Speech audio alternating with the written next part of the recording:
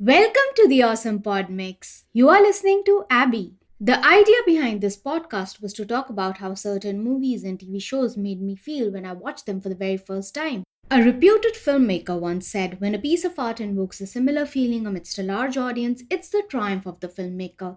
That's the magic of cinema. I love the magic of cinema. Today, I'll be talking about the fifth episode of the TV show Shrinking. The show is created by Bill Lawrence, Jason Segel, and Brett Goldstein. This episode's title is Woof, written by Bill Postley and directed by James Ponsult. The episode opens with Derek as he steps out of his house complaining he barely slept because Liz snored like crazy. Liz dismisses it, saying, "That's impossible. I don't snore." Derek and Jim greet each other as Jim crosses him in the driveway to meet Liz. Derek says, "My wife has no faults." Jim responds, "Happy for you, man." Liz inquires what brings Jim to her in the morning. Jim accepts that Liz and Gabby were right about Alice crushing on Sean. Liz can't contain her excitement. She rushes back into the house to get Gabby, and both of them laugh in Jim's face. Jim fake laughs and reminds Gabby that she's gonna be late to pick up Paul for work. Jim hopes Paul woofs at Gabby. When Gabby reacts, "Oh fuck, no!" Jim puts his hands on his face, the same reaction from Home Alone. Liz assures Jim that if he trusts Sean, he doesn't need to sweat this crush thing. Outside Gabby's house, Paul is on the phone with his daughter discussing what gift he should give his grandson. Paul is upset that Gabby is late. Meg wants to know why Paul's co-worker is driving him to work. Paul lies, saying that his car is in the shop. Right on cue, Gabby arrives and apologizes for being late. She needs a little more time for a quick shower and a change of clothes and some green juice. Paul woofs at Gabby just as Jim predicted. Woof is also the episode's title.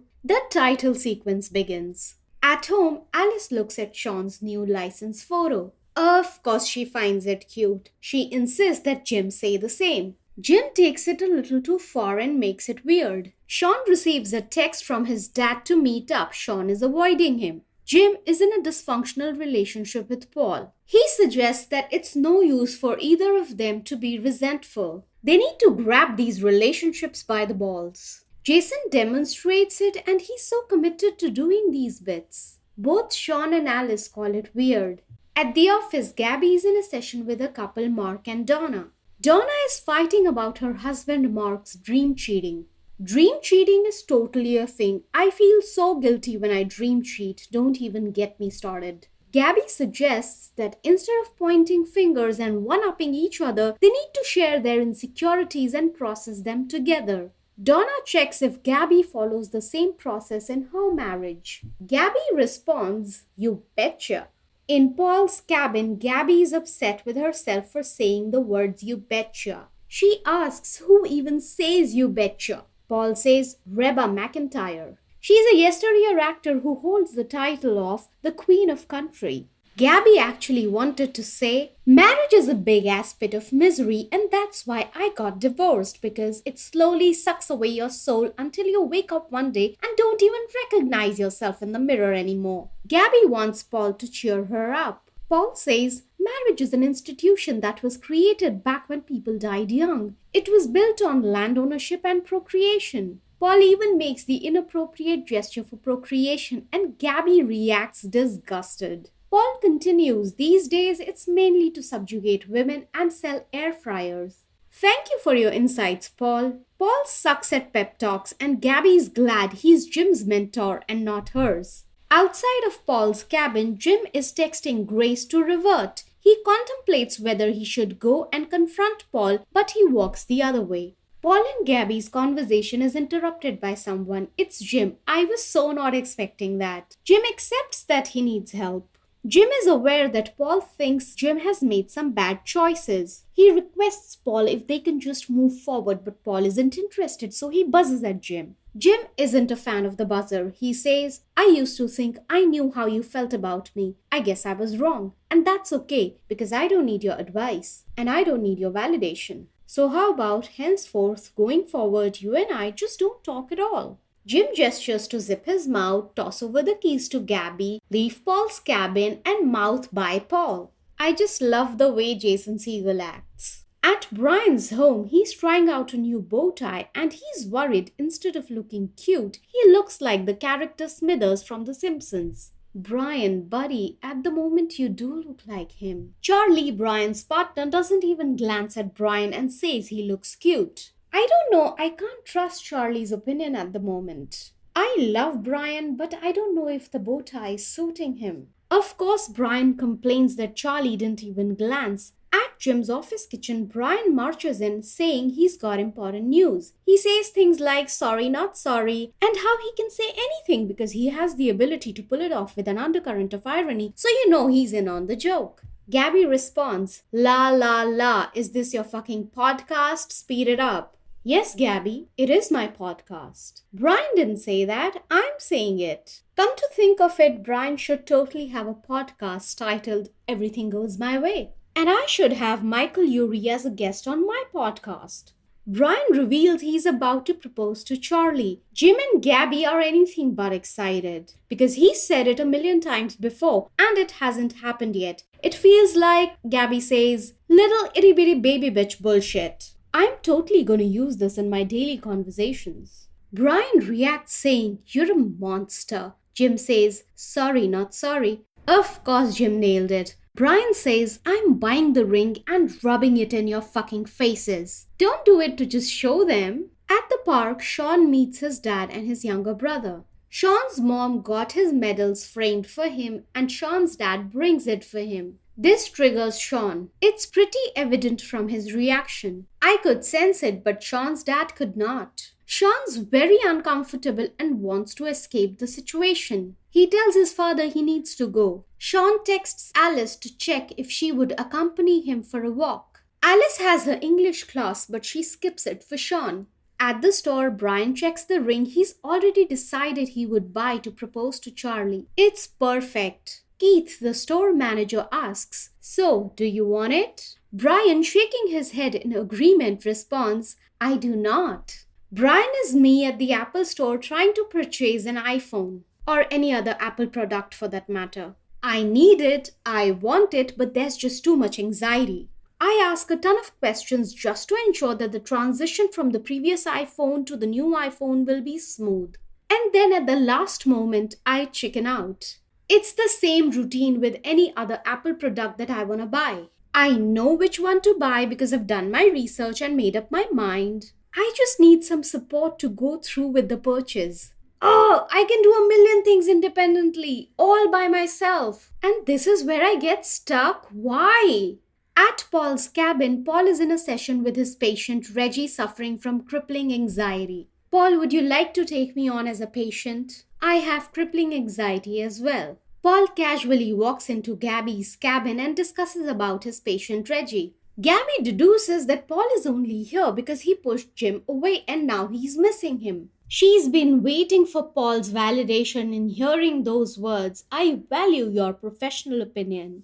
But she doesn't want to be anyone's sloppy seconds. You go, girl! Even I wouldn't want to be anyone's sloppy seconds. Gabby very respectfully and assertively shows him the door. She almost melts and asks which patient when Paul says, he likes her scrunchies, he just doesn't understand them. Great scene, no one behaves like kids, and there's no unnecessary drama. Jim's patient Grace is waiting for her client to show them the house. Just then, Jim shows up. He pretended to be Kevin Lactate. Jim practically begs Grace to take him back as his therapist. Jim receives a text from school about Alice skipping English class.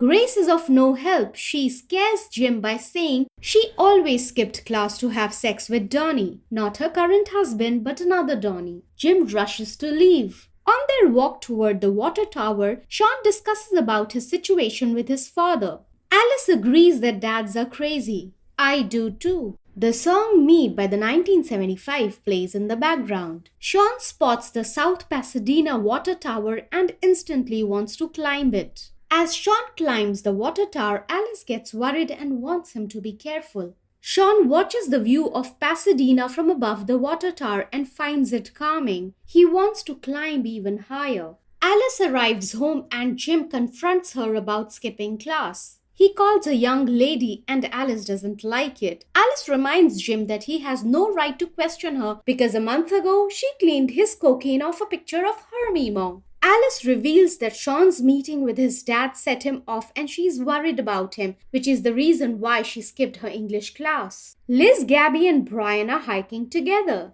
Liz doesn't like it because she can't make them stop to look for rocks. Liz inquires if Brian bought the ring.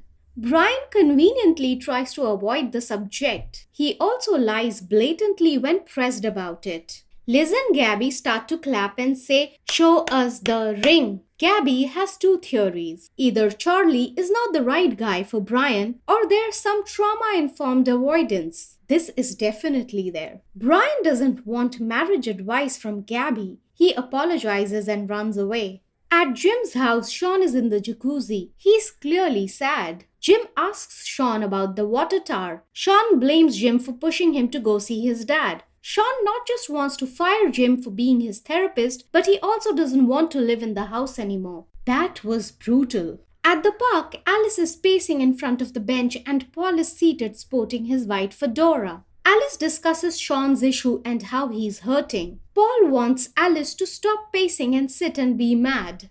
Alice reveals that Jim tried to help but Sean is still leaving. Alice is not angry with Jim, she's angry with Paul because he's not helping Jim solve Sean's issue. And this is pissing Alice off. Alice even mentions that she was ready to move forward and not worry about her dad because he had Paul. Way to disappoint a little girl, Paul.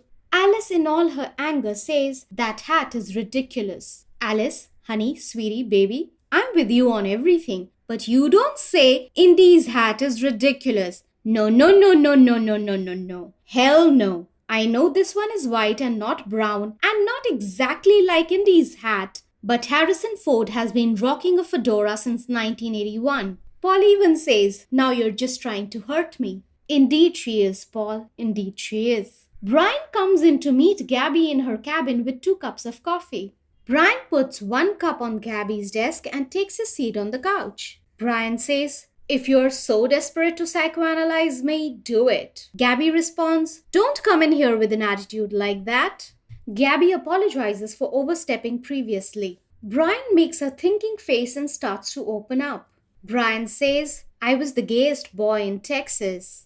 An excited Gabby rushes to join him on the couch. At Jim's house, Sean is packing his stuff up. Jim asks about the framed medals. Sean is not interested in talking to Jim. Paul arrives at Jim's house, steals his beer from the refrigerator and offers it to Sean. Back at the office, Brian reveals he was too terrified to be gay in college. He didn't come out to his parents until his graduation. His parents are super religious, so he knew it would take them a while to come around, but he didn't know he'd still be waiting. This brought me to tears. I wanted to give Brian a hug at this moment. Gabby wonders how Brian's personality shifted to annoyingly repeating, "Everything goes my way." Brian discloses that he hasn't taken another big risk since then. He's afraid to put himself out there because he doesn't want to get hurt. We totally get you, Brian. Brian continues, "Charlie could say no. It would be insane if he did." Brian continues, "If he says yes, then what if it doesn't work out?" Gabby tries to comfort him, saying her marriage was a literal dumpster fire, but that's not gonna stop her from taking risks. Because Brian pretended to be straight for the better part of his life, Gabby asks what's sex with straight Brian like. Brian says 30 minutes of him pleasuring her and then leaving before it's his turn. Gabby thinks it's perfect and asks him to marry her, jokingly of course. Gabby stretches her hand out. Brian holds her hand. Gabby and Brian comfort each other for the situation that they are stuck in. It is such a good scene. It has great writing and some great performances. At Jim's house, Paul inquires how Sean got his medals. Jim quips that Sean won't answer. Paul manages to get an answer out of Sean, saying that it would piss Jim off. Sean reveals he received these medals because he helped his army buddies out. But he doesn't want them. Paul asks Sean why he feels he doesn't deserve them. Sean doesn't answer. Paul shares that he didn't share about his Parkinson's condition with his own daughter because that'll change the way she looks at him, from father to a sad old man who needs to be taken care of. He feels stuck. Sean thinks he wasn't a hero in Afghanistan. He kicked doors, dragged people out on the street, and pointed guns at kids for nothing. Paul reminds Sean that he's a good person and people love him. And they would still love him if they knew about this. Sean needs love. But Sean hates himself and is ashamed of what he did. Those medals remind him of that. Paul advises that Sean needs to do the work to overcome the emotional inertia. Easier said than done. Paul praises Jim in front of Sean. Jim feels grateful. Paul leaves. Sean praises Paul and says that he's way better at this thing than Jim. Paul puts the empty beer can on the table where Alice is studying and comments, "What? All of a sudden you're an expert on hats." Paul musters up the courage to call his daughter. He checks with her if it's a good time to talk because there's something he wants to tell her. The screen goes black and the credits roll over the song Dopamine by Dive. So we don't really know if he told his daughter about his Parkinson's. Or maybe he did. I love this episode so much that I want to send Brian some extra virtual hugs. You can listen to the awesome pod mix and subscribe to it on Apple Podcasts, Spotify, Amazon Music, and Google Podcasts. If you like what I'm doing, you can support me on Patreon at patreon.com/awesomepodmix. Thanks for listening.